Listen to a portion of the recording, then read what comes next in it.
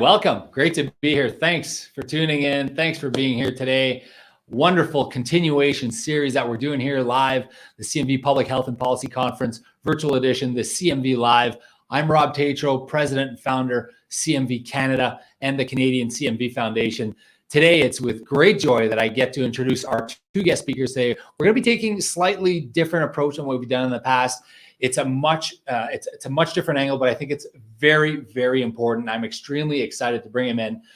Before I bring him in, let me just tell you a little bit about Mimi and Pat. So Mimi Pruniski, occupational therapist now for 40 years, been doing this, working with young children with visual impairments in preschool, elementary school, and the early intervention ages. She served as program director, direct service provider for families with a wide variety of special needs and abilities, specialized in working with infants and young children with complex medical needs. I'm really thrilled to have her here, and I'll bring her in just a sec. And Pat Jung, deafblind specialist. She's worked with the Arizona Deafblind Project now for 18 years, serves educators and families of children across the state of Arizona, essentially enjoys working with children, getting to know their families. She's worked in deafblind, vision, hearing, cognitive impairment, elementary school, early childhood education, administration of special education. To me, this is incredibly important. It's something that we need to talk about more, and I'm thrilled to have them both here. Welcome, Mimi and Pat. Hi, it's a pleasure to be here. Yeah, I'm pretty excited because we talk a lot. CMV, for those of you that are watching, those are the viewers, they know we talk about medical, we talk about vaccine, we talk about research, but we forget that these are actual real children, real babies, real families that are going through trouble and hardship. And the angle and the research that you guys have done, I think, is tremendous. And I want to thank you for doing that. Before I give you guys the microphone, I do want to thank our sponsors. I want to take a sec to thank Merck, always been a good partner of ours, National CMV Foundation in the U.S., and the NCHAM, National Center for Hearing and Assessment Management. I get that wrong every time. NCHAM. Anyways, very, very thankful for you guys to partner. And obviously, the Public Health and Policy Conference. We're doing this in anticipation for Ottawa 2021, which is going to be fantastic. If you haven't marked it in your calendar, make absolutely certain to be there. I don't know what's going to happen with COVID and vaccines or whatever, but as of now, it's on. We want to see you there. Canada's capital city, great, great, great place to be, to live, to come for a conference like this. We're going to bring all the experts from the planet. I'm pumped to be co-chair of that, along with Dr. Jess Dunn and Dr. Soren Gant, and we're thrilled to have you, all our fellow friends in the CMV space from all over the world, come to Ottawa for that. So enough about that. Let's get right into it. I'm going to hand over the presentation to both Pat and Mimi, and we'll come back. If you do have questions, please don't hesitate to put them in the Facebook if you're watching on Facebook, put them in YouTube if you're watching on YouTube, or send them in by email. We'd love to have any questions you might have for Pat or Mimi. All right, thanks, guys. Don't forget to subscribe, right? Press the button, subscribe, like, share our page. Thanks so much. I will step aside now. Thanks, everyone. We're really happy to be here. I'm Mimi, and I'm just going to jump right in. Today, we're going to talk about some practical applications and how to work with young children with vision impairments, with hearing impairments, with particular challenges in this area that often accompany a diagnosis of CMV. So with that, I want to just give a couple things. I'm going to actually read these quotes because Dr. Lily Nielsen actually came up with this particular approach of active learning. And I think it's important to know where it came from so that we can know where we're going. So the philosophy behind the approach of active learning is that if given the opportunity to learn from their own experience and exploration, a child can achieve skills that can become part of their personality. And in doing this, these skills become a natural way for them to interact with others and their environment and to fulfill those needs. This will gradually make them ready to react relevantly to instructions and education. And in other words, to become independent. And the whole key to this is that with our children that have really complex needs and that are viewed by the world as limited because of those needs in vision and in hearing, that they need to be able to act independently. And oftentimes what is happening is the world is acting for them. And this is an approach that allows them to do that, for them to act upon their world. So active learning is an approach to teaching children with multiple abilities and disabilities. And again, this is a quote from Lily. It's a strategy that is used or was started a lot with children that are deafblind learners and to be active participants in their environment. And we're going to use this phrase over and over again. The little room is one activity that was created, and there's two pieces of equipment that we're going to kind of focus on and bring your attention to. And it allows these children to be active and participate in a small area that is their environment. And we'll show you some pictures of it and talk to you a little bit about how to create this environment in your homes, in your classrooms, in whatever environment you're working with these children. It benefits all learners, but especially those with complex needs. When Lily started to work with these children, she focused on children and young adults, but kiddos that had a developmental level that was 0 to about 48 months in developmental range. It was effective with individuals with visual impairments, particularly CVI or cortical visual impairment, as well as kids with dual sensory impairments and medically fragile learners. The philosophy, again, was they need to learn from their own active exploration. Sorry, I know we're going to run through these things kind of fast just because we're trying to give you an introduction to all these concepts. Okay. So the concept of learning is based around the process that happens in the child's mind when he has the opportunity to perform all steps necessary for achieving a skill. So he has to interact with the environment for this to happen.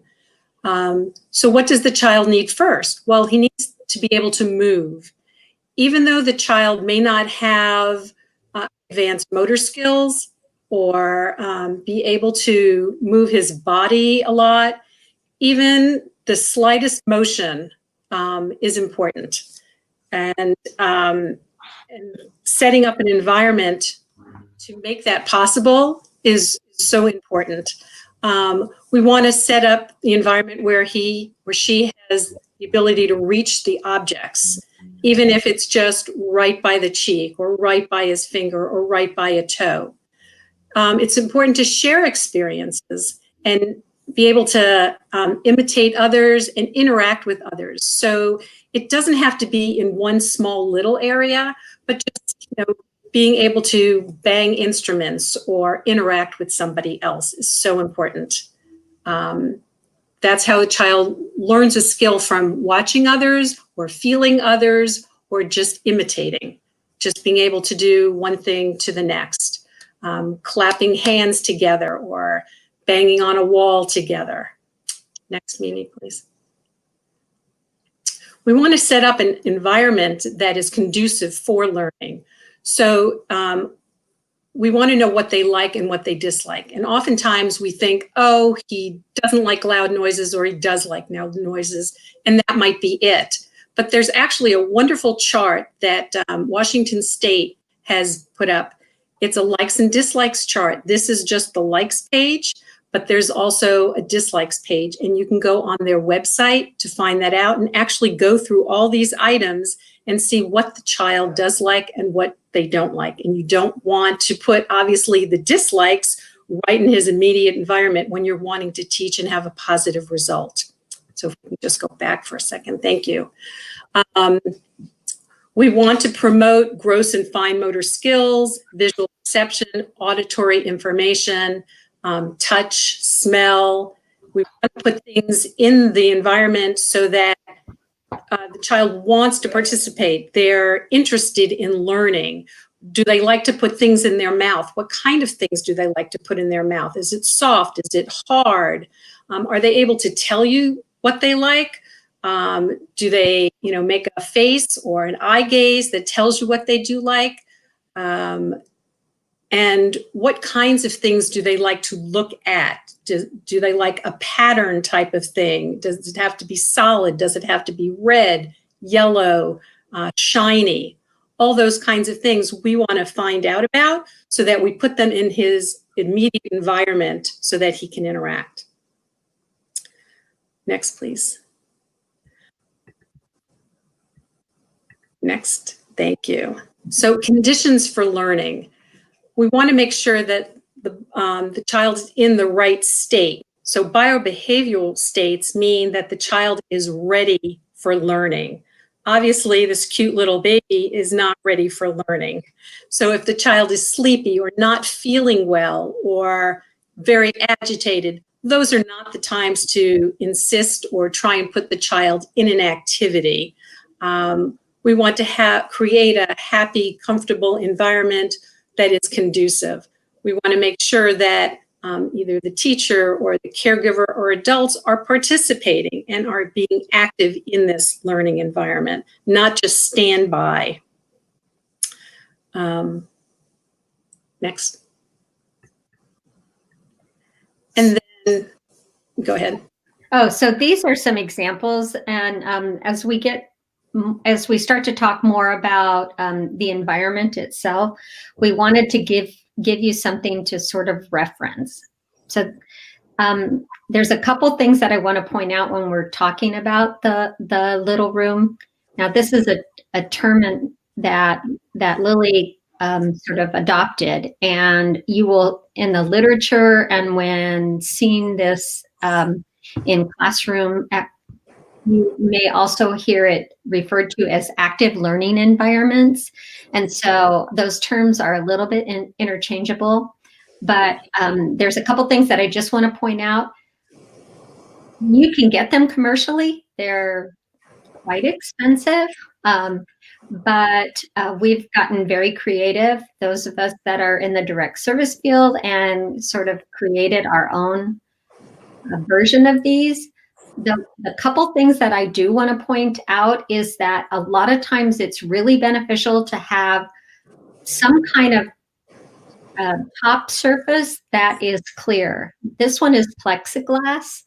And the only reason is that you really do want to be able to observe the child and to interact with the child at whatever level of vision that they have, and also to interact with them at that level, and also to observe them so that you can really determine their likes and dislikes, to determine how they're interacting so that you can tweak whatever kinds of movement patterns they have, how they're interacting, what hand they're using, the placement of the toys and objects, those kinds of things.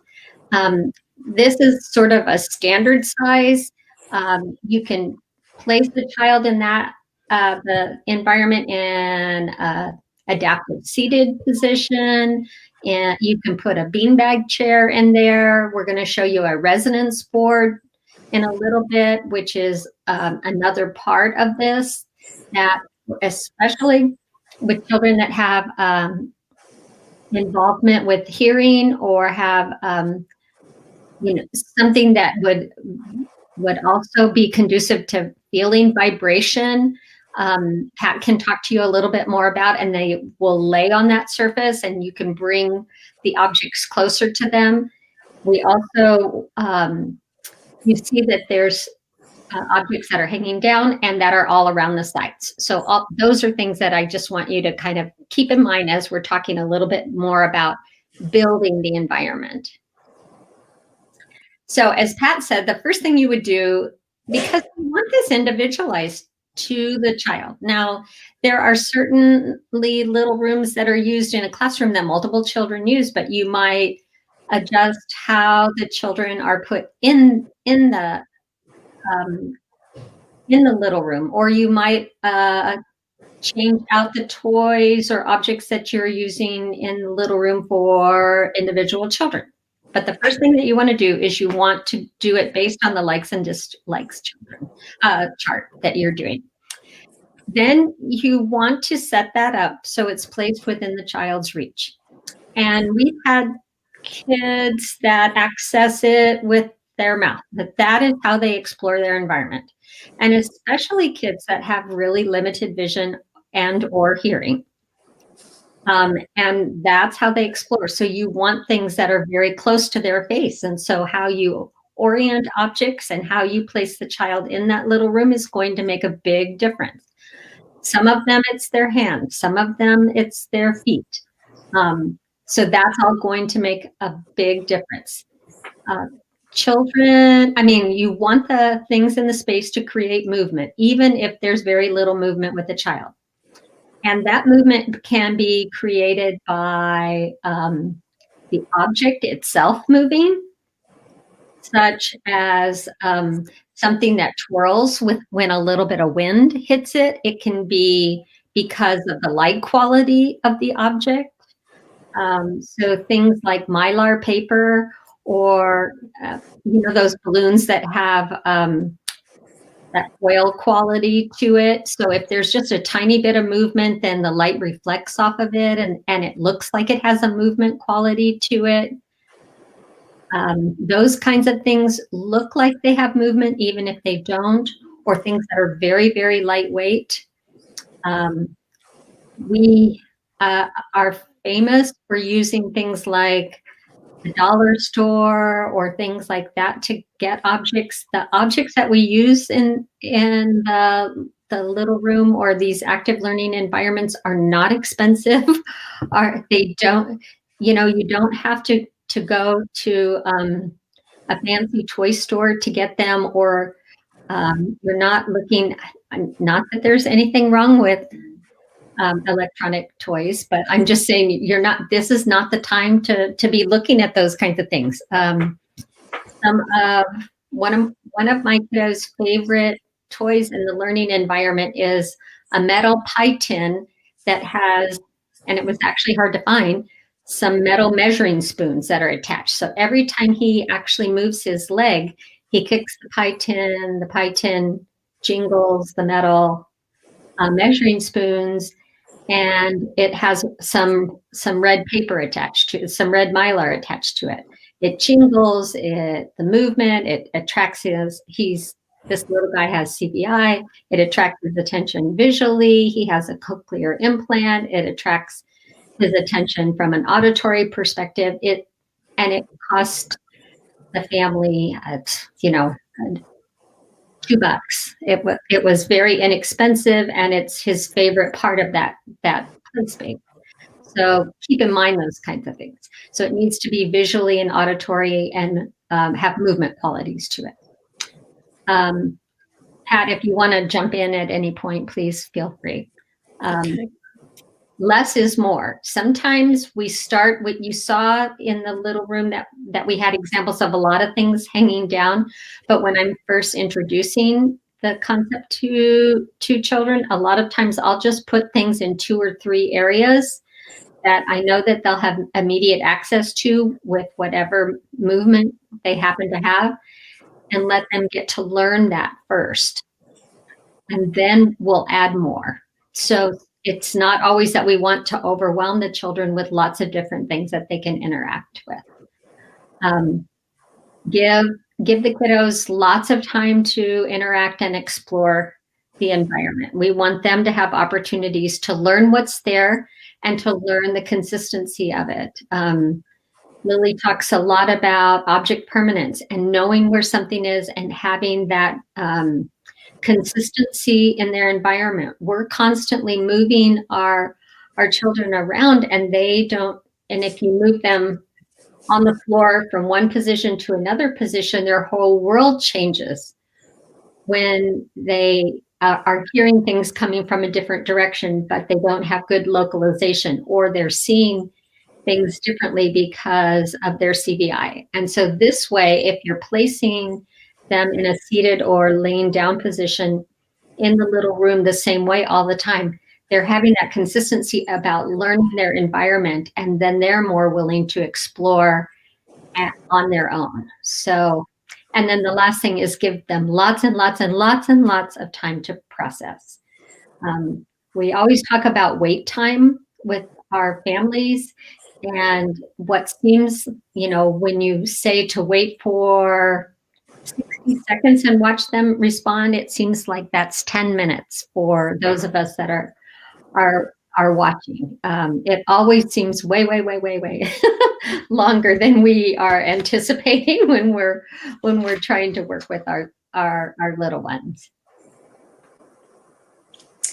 So before I get into the resonance board, Mimi brought up a good point about where to hang things. One of the reasons that we suggest putting them on elastic or using elastic is so that they always go back to the same place.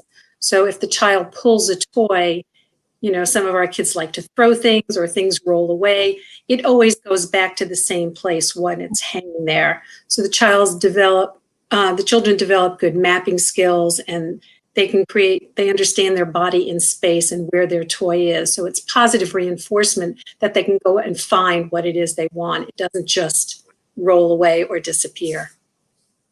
So the resonance boards are really important. They gives a child a lot of auditory and tactile feedback through the vibration that it puts out. It helps facilitate spatial awareness and curiosity. So you can even take some beads and rub them on one side of the board, and the child laying on it will feel it or hear it. It creates interest and curiosity. The child might reach out for it or even still and recognize that something has happened in his environment. The board is either plywood or birchwood, and it's off the ground about an inch, and there's a rim around it, and that's what creates the vibration. And giving the feedback is just amazing.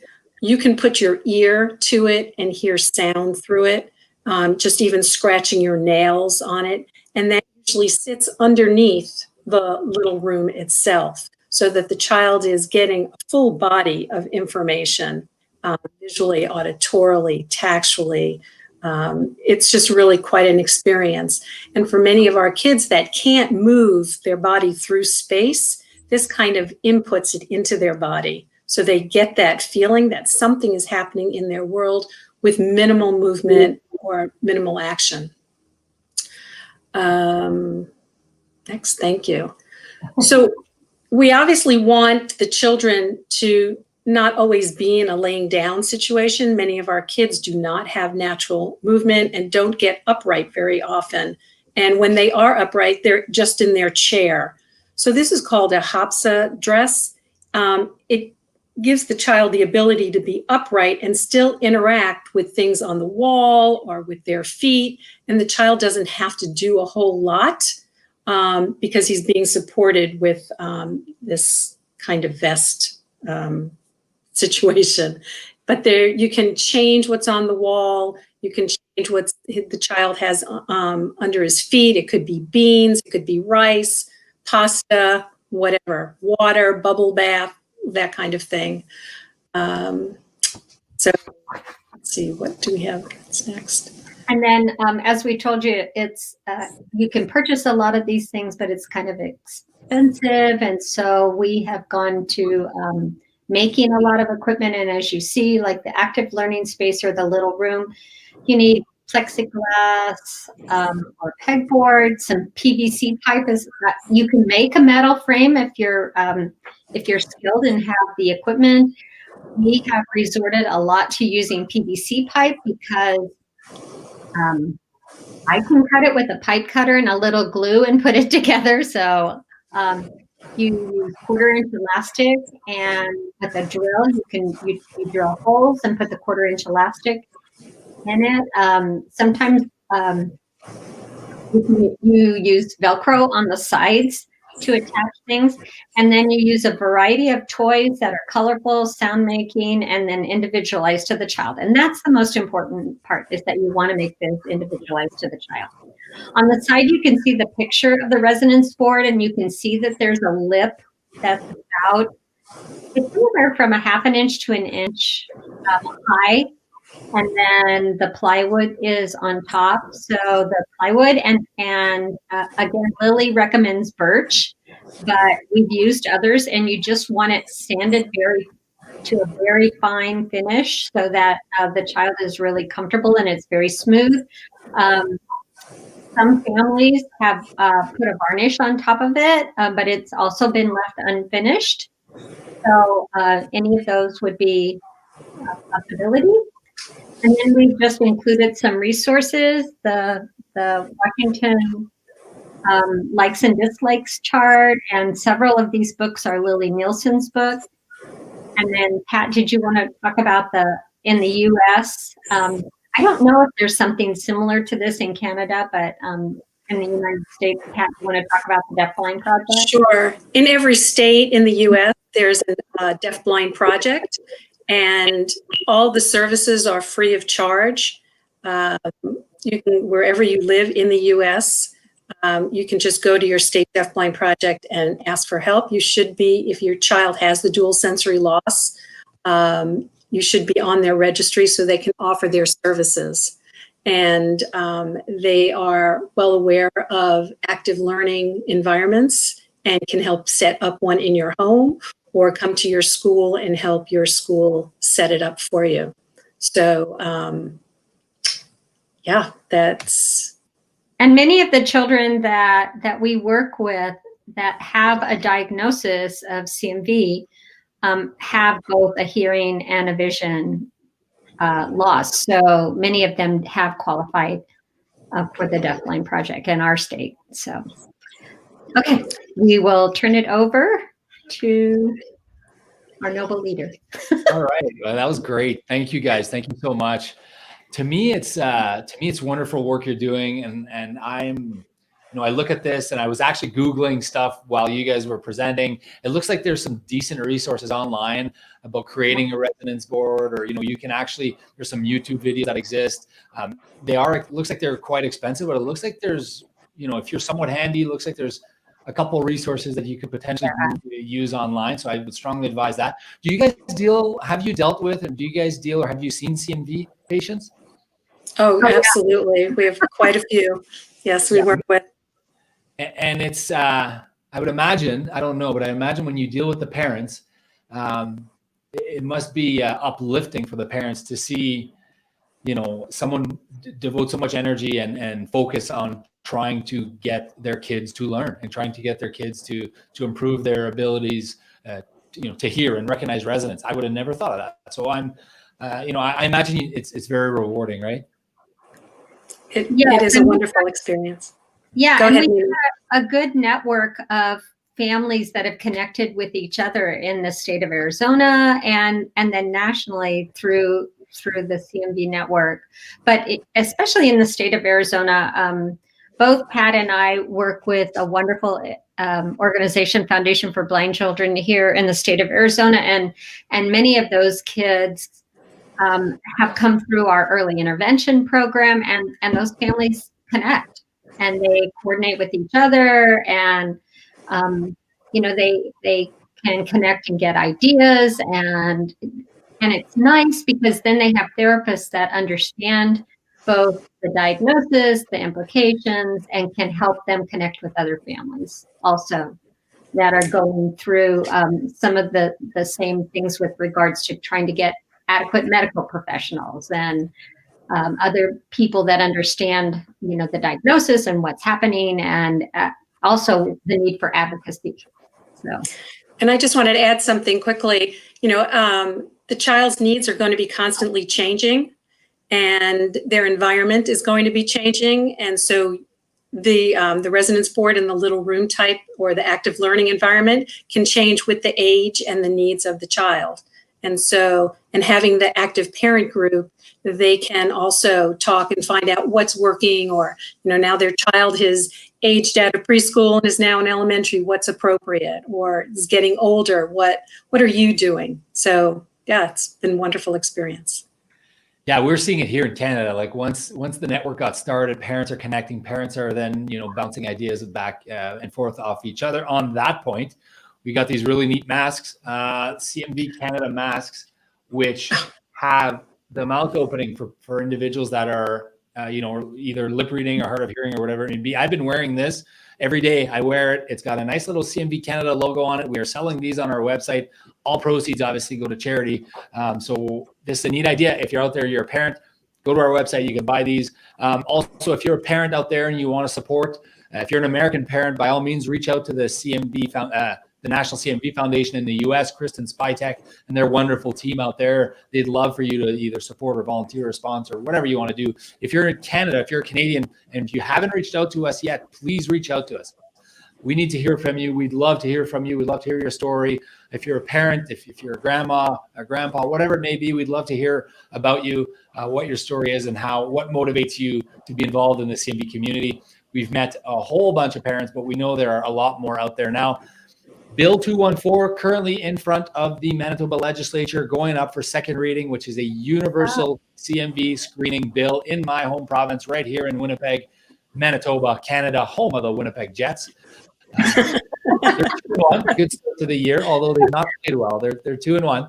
I'm really excited about that bill. We are all, because we have universal screening in Ontario, and now hopefully coming universal screening in Manitoba. We know Nunavut's working on it as well. So if we can get kind of 3 of the 13 territories on board, provinces and territories, we're convinced the rest will follow, because it wouldn't be fair to be born in one province. And anyways. So I do want to thank you guys. We're running over time here, so I'm extremely thankful that you came here once again. Mimi, Pat, thank you so much for taking the time. You will be presenting at Ottawa 2021, so don't miss it, guys. Make sure to make plans to come here. If you're a parent, a CMV Canadian parent, we do have grants as well for travel, so make sure to communicate with us about that. I want to thank our sponsors real quick. Merck, National CMV Foundation, obviously CMV Canada, NCHEN, and CMV Public Health. CMV Public Health and Policy Conference. Thank you guys so much for tuning in. Thank you, all the viewers. Pat, Mimi, I'm thanking you for the time. Thank you for all the work you do. Parents are benefiting, kids are benefiting. You guys are awesome. Thanks so much. Thanks, Rob. Thank you for inviting us. Bye-bye. All right, have a great day, guys. 2 weeks from